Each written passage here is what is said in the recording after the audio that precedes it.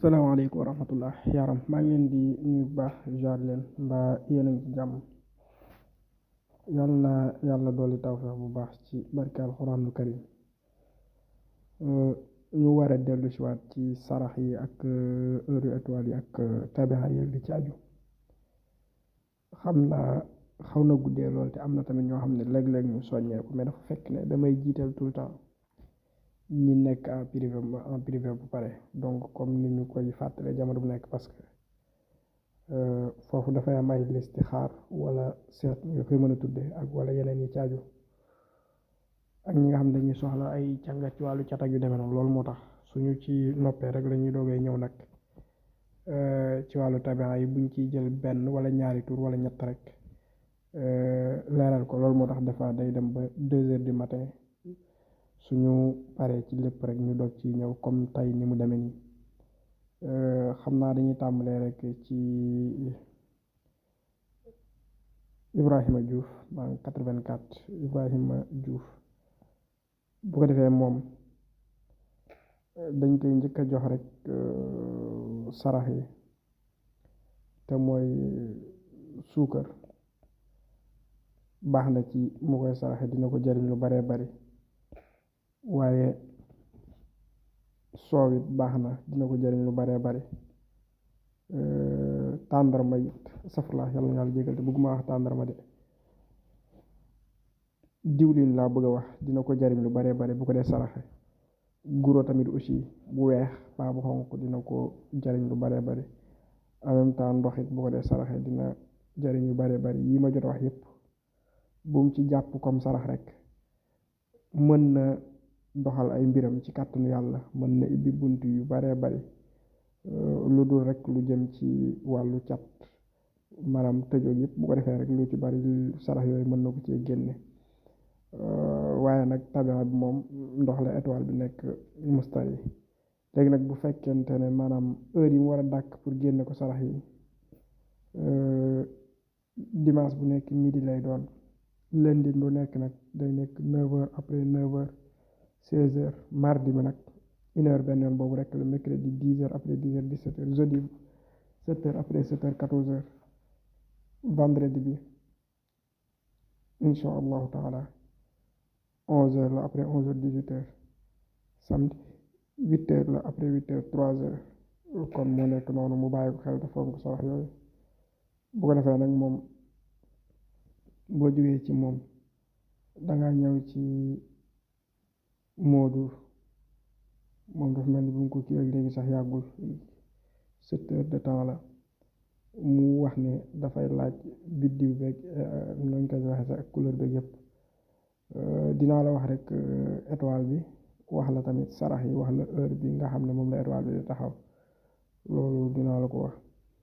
parce que bul fàtte ne maanaam ci internet nga nekk. bu ko defee sarax yi nag moom dafay nekk laax bu dee laaxu sànqal moo gën a baax mu nekk tamit mburu boo xam ne du doon mburu kese mais dañ ciy diw lu mel ni ton wala xeet yooyu nga xam ne dañ koy togg daal nga diw ko ci ba mu des nag mayonnaise ak chocolat mbiskit tamit nga di ko saraxe baax na ngay taal sondeel tamit aussi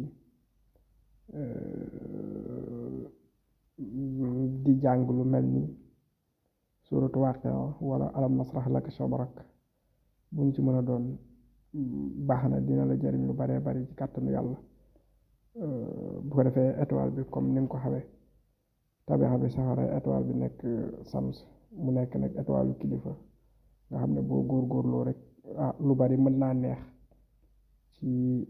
kàttanu yàlla borom bi subhaanahu wa taala. bu ko defee nag kon li ciy topp mooy ñu wax la heure étoile yi nga xam ne dimanche bu nekk rek 7 heures la moo aaye dimanche après 7 heures 14 heures heure yooyu mën nga cee dàkk sarax yi xataa sax bu fekkee da nga am looy tàmbali te bëgg mu barkeel dëgg mën nga dàkk heure yooyu. lundi bi tamit 11 heures après 11 heures 18 heures mardi bi nag moom 8 heures après 8 heures 3 heures mercredi 12 heures benn yoon boobu jeudi nag moom 9 heures après 9 heures incha allah 16 heures vendredi 1 heure benn yoon boobu rek la samedi 10 heures après 10 heures 17 heures mu mel ni astu saw moo si topp. xam naa astu lay bind mais mel na ni ca dëgg-dëgg rek cosaanul tur bi Aïcha la. bu ko defee nag kon moom mu jàpp ne moom it tabixa bi mu am ndox la, waaye nag moom dafa taxaw ci juróom-ñaareelu position bi ñi seen tabixa doon ndox. bu ko defee moom nag dund gi mën na bëri difficulté trop sax ba jéggi dayoo, lu mel ni maanaam ndog-ndog yu bari ci dundam mën na koy sonal, waaye lu mën a xew rek daal pomme rouge moom baax na mu di ko saraxe lu baree bari ci kàttanu yàlla, wala muy njar soow dal di jël mbiskit wala mu jël tàndarma def ko ci, wala sax